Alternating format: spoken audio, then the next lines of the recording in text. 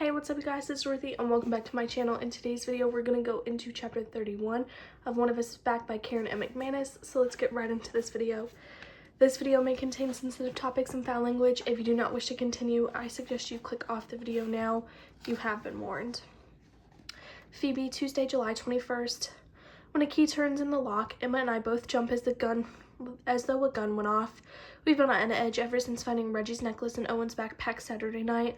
Whatever happened, we can't cover for him this time, I said, even while I desperately praying that Owen would have a responsible explanation for the necklace. He found it, maybe. He thought it. He bought an extra exact replica because nothing else made sense. Not Owen targeting Reggie Crawley, no matter how much he might have disliked him, and certainly not targeting me. He wouldn't, right? Even putting aside the impossible logistics of a 13-year-old boy masterminding all of this, Owen would never ever do that. Not covering, Emma agreed, but we can't jump to conclusions either. We need to talk to Owen before we do anything. Neither of us slept Saturday night or the next night after. Mom told us that Owen was extending his sleepover until his friend Ben had to leave for a family vacation.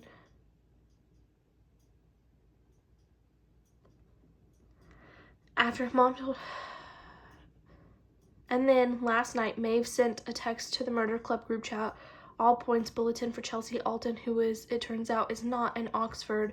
I'm working on getting a yearbook photo or similar. That set my thoughts spinning in a terrible direction. It had been comforting to remind myself that Owen couldn't possibly pull off something like this without a Jared Jackson lurking in the background calling the shots. But now, do you think that Chelsea Alton could be some kind of Jared? I asked Emma, showing her Maeve's text. Pulling strings, manipulating vulnerable people, and don't jump to conclusions, she said tightly. That was the last she'd let me say on the subject before we flopped down onto our beds for yet another sleepless night. When Mom got up for work this morning, Emma and I were already at the kitchen island yawning over massive cups of coffee. Why are you two up? Mom asked. Early shift at the cafe, I lied. I'm off today, but I don't usually get out of bed before 10 o'clock unless I'm working. Couldn't sleep, Emma said. At Mom's worried look, she added, Phoebe snored so loudly last night. I'm not used to sharing a room. Oh well, Mom said, relaxing. It's probably good that you're up. Owen's due back soon, so make sure he eats something, okay? Ben's family is vegetarian, and you know how picky Owen can be. I know, Emma said.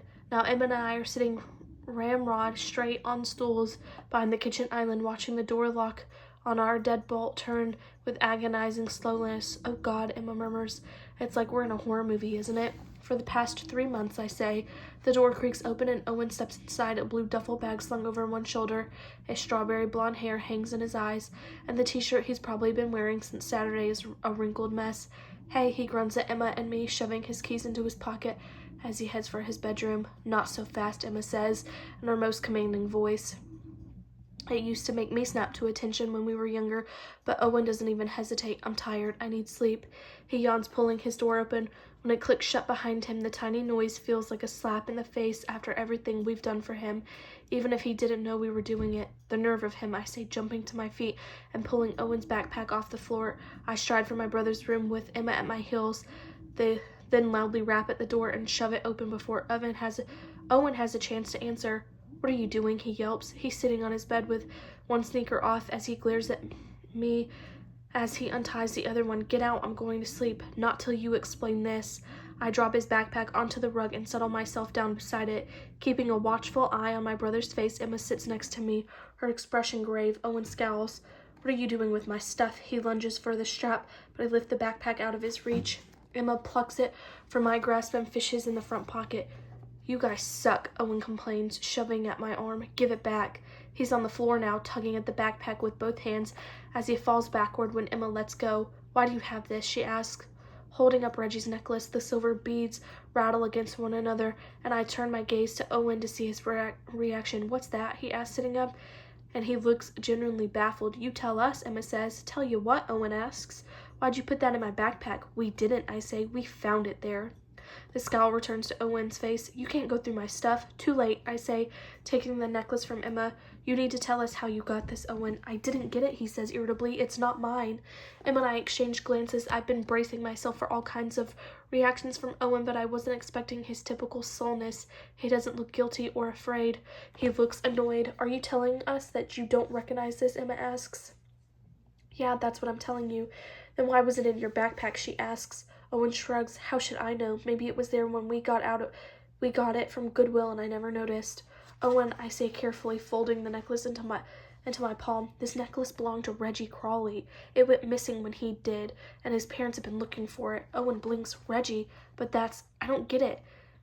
It's as if he's confused, that he's forgotten to be irritated with us. He looks at Emma and me in turn with wide, guideless eyes. Reggie's never been near my backpack. How could he put it there? We thought you did, Emma says. Owen's mouth opens to protest, but before he can, Emma takes a deep breath and adds, we thought that you might be involved somehow in what's been happening in Bayview lately. The flyers about playing a game and maybe even me? Are you serious? Owen swings his head between Emma and me, his voice pitching up so high that he sounds like a preteen girl. Why would you think that? I pin him with my gaze, my heart cracking as I stare into his light brown eyes so similar to mine and to our father's. Because we know you were involved in the Truth or Dare game, Owen. We know you stepped in when Emma bowed out and you kept the game going with Jared.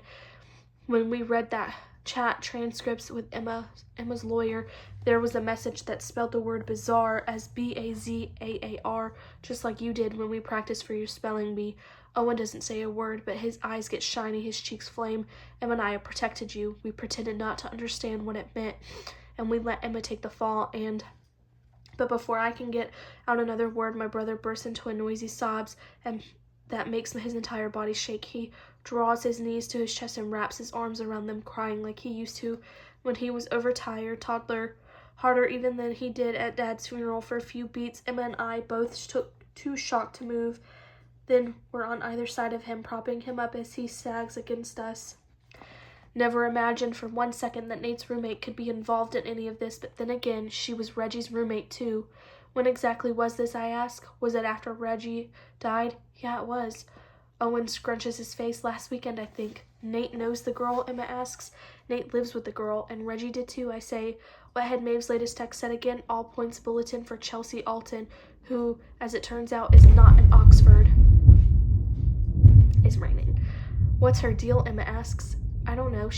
I'm not sure how to finish that sentence. She's just there. I don't know much about Santa, and I wonder if Nate does either. Is there any possibility that she's not who she says she is? I know she's lived in Nate's house for only a few months, and she's never mentioned family during our infrequent conversations. She doesn't look much like the pictures I've seen of Chase Alton or Christopher either, but she's around the right age, and she was arguing with Reggie the night he disappeared. At the time, I assumed she was lecturing him about being gross, but maybe there was something else going on. I think I need to talk to Nate, I say. That is the end of this chapter. I will see you guys in the next video. Bye.